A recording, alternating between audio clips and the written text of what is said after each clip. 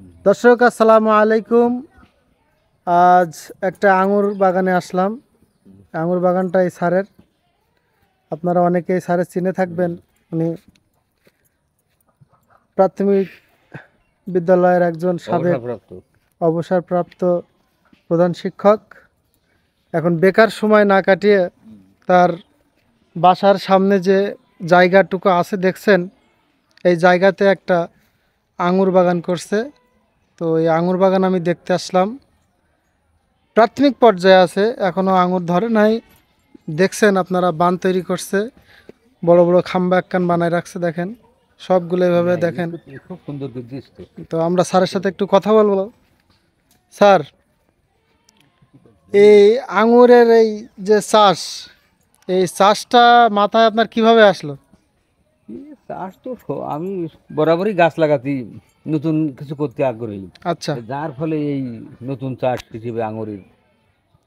আহ, এর আগে ছিল আমার কলা বাগান। এই কলা বাগান খানিকটা উঠাই দিয়েছি, আচ্ছা, যে এই শুরু করছে এই এই আঙুরের আঙুরের। চাষ শুরু হলো।